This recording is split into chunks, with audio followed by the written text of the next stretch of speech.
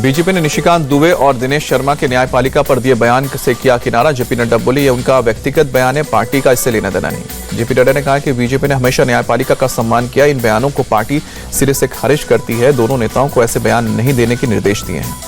वक्फ कानून पर सुनवाई को लेकर बीजेपी सांसद निशिकांत दुबे ने साधा निशाना कहा कि जब सुप्रीम कोर्ट में ही बनने हैं कानून तो संसद को कर देना चाहिए बंद। निशिकांत दुबे ने कहा कि देश में धार्मिक हिंसा भड़काने के लिए सुप्रीम कोर्ट जिम्मेदार है, वो अपनी सीमा से बाहर जा रहा है।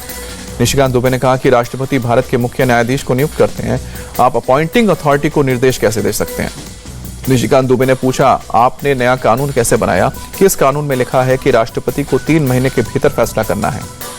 बीजेपी सांसद दिनेश शर्मा ने कहा कि संविधान में विधायिका और न्यायपालिका के अधिकारों का स्पष्ट रूप से वर्णन है, कोई भी लोकसभा और राज्यसभा को निर्देशित नहीं कर सकता। दिनेश शर्मा ने कहा कि कोई भी राष्ट्रपति को चुनौती नहीं दे सकता है क्योंकि राष्ट्रपति सर्वोच्च हैं। कांग्रेस के सांसद इमरान मसूद ने कहा कि सुप्रीम कोर्ट के खिलाफ आ रहे बयान दुर्भाग्यपूर्ण ही हताशा समझ से परे हैं। कांग्रेस के नेता सलमान खुर्शीद ने निशिकांत दुबे के बयान को बताया दुखद, कहा कि सुप्रीम कोर्ट पर सवाल उठाना ठीक नहीं।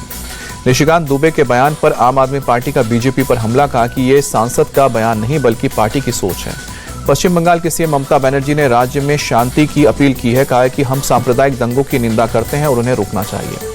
ममता ने कहा कि दंगों के पीछे के अपराधियों से सख्ती से निपटना चाहिए, हमें कड़ी कार्रवाई की ओर बढ़े हैं तो 2 पुलिस अधिकारियों को भी हटाया है।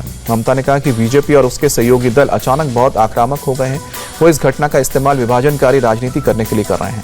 मुर्शिदाबाद हिंसा के खिलाफ बीजेपी नेता शुभेंदु अधिकारी ने नेताजी भवन से श्यामा प्रसाद मुखर्जी भवन तक की रैली की। बीजेपी नेता शुभेंदु अधिकारी ने किया दावा, कहा कि कम से कम 1000 परिवार पीड़ित हैं, 10,000 से ज्यादा लोग हुए हैं विस्थापित।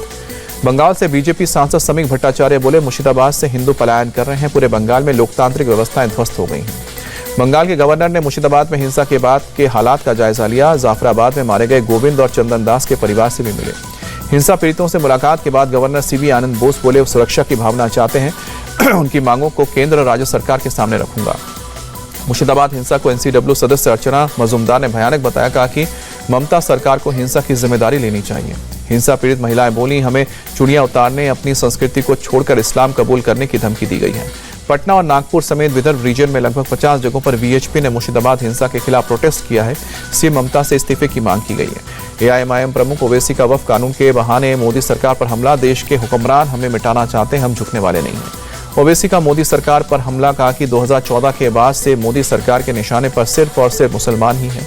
मुसलमानों को यूसीसी का डर दिखाने का आरोप लगाया। बिहार के किशनगंज में वक्फ संशोधन बिल के खिलाफ आज बड़ा प्रदर्शन, आरजेडी कांग्रेस समेत सभी विपक्षी दलों के नेता प्रदर्शन में शामिल होंगे। वक्फ कानून को लेकर बोले उद्धव ठाकरे, मैंने जो सवाल उठाया था वही सवाल सुप्रीम कोर्ट ने केंद्र से पूछा है। लखनऊ में वक्फ सुधार जागरण अभियान आयोजित डिप्टी सीएम केशव प्रसाद मौर्य बोले, नए नियमों से गरीब मुसलमानों को लाभ होगा। 3 दिन के अमेरिका दौरे पर बोस्टन पहुंचे नेता प्रतिपक्ष राहुल गांधी, कल बोस्टन यूनिवर्सिटी के छात्रों से संवाद। लोकसभा में नेता विपक्ष राहुल गांधी का बयान, खुद को नेता के रूप में नहीं देखता, सत्य का साधक हूं, गांधी नेहरू की परंपरा सच्चाई के साथ खड़े रहने की रही है। आज बिहार दौरे पर जाएंगे कांग्रेस के अध्यक्ष मल्लिकार्जुन खड़गे, बक्सर में जनसभा को संबोधित करेंगे। खड़गे के बिहार दौरे पर बोले, जेडीयू नेता संजय झा, चुनावी साल है तो नेता आएंगे ही, लेकिन बिहार में कांग्रेस का कुछ नहीं बचा है। 19 साल बाद फिर से एक साथ आ सकते हैं राज और उद्धव ठाकरे। राज ठाकरे ने कहा, मतभेद छोटी, महाराष्ट्र बड़ी बात। एमएनएस चीफ राज ठाकरे बोले, उद्धव ठाकरे के साथ मिलकर काम करने के लिए तैयार हैं, लेकिन उद्धव ऐसा चाहते हैं या नहीं उन पर डिपेंड करता है। राज ठाकरे के बयान का उद्धव ठाकरे ने दिया जवाब, कहा कि महाराष्ट्र हित में साथ मिलकर काम करने को तैयार है, लेकिन राज ठाकरे तय करे कि वो किस साइड में है। यूपी के सीएम योगी आदित्यनाथ आज कानपुर दौरे पर जाएंगे, कई कार्यक्रमों में शिरकत करेंगे। जम्मू कश्मीर के मुख्यमंत्री उमर अब्दुल्ला को लेकर जा रहा इंडिगो विमान लैंडिंग इशू की वजह से दिल्ली में नहीं उतर सका, जयपुर डाइवर्ट करना पड़ा। श्रीनगर में खराब मौसम के चलते शनिवार को कई उड़ानों को रद्द किया गया। एयरपोर्ट पर मची अफरा तफरी, पैसेंजर्स को परेशानी का सामना करना पड़ा। श्रीनगर में क्लब के सुरक्षा के बंकर पर गिरा पेड़, सीआरपीएफ का एक जवान घायल। दिल्ली के मुस्तफाबाद में बिल्डिंग गिरने से हुए दर्दनाक हादसे में मौत का आंकड़ा 11 लोग हुए हैं घायल, 5 की हालत गंभीर। राष्ट्रपति द्रौपदी मुर्मू ने मुस्तफाबाद में हुए हादसे पर जताया शोक, घायल हुए लोगों के जल्द ठीक होने की कामना की। मुरादाबाद में पुलिस को लेकर बदमाशों के साथ मुठभेड़, जवाबी कार्रवाई में 2 बदमाश घायल, पुलिस ने गिरफ्तार किया। आईपीएल में आज डबल हेडर मुकाबले होंगे। पहला मुकाबला पंजाब किंग्स और रॉयल चैलेंजर्स बेंगलुरु के बीच होगा। दूसरे मुकाबले में मुंबई इंडियंस और चेन्नई सुपर किंग्स आमने सामने। चेन्नई सुपर किंग्स और मुंबई इंडियंस के बीच आज मुंबई में होगी टक्कर, शाम को 7:30 बजे होगा मैच। लखनऊ सुपर जायंट्स ने रोमांचक मुकाबले में राजस्थान रॉयल्स को 2 रन से हराया। राजस्थान ने लगातार चौथा मैच गंवाया।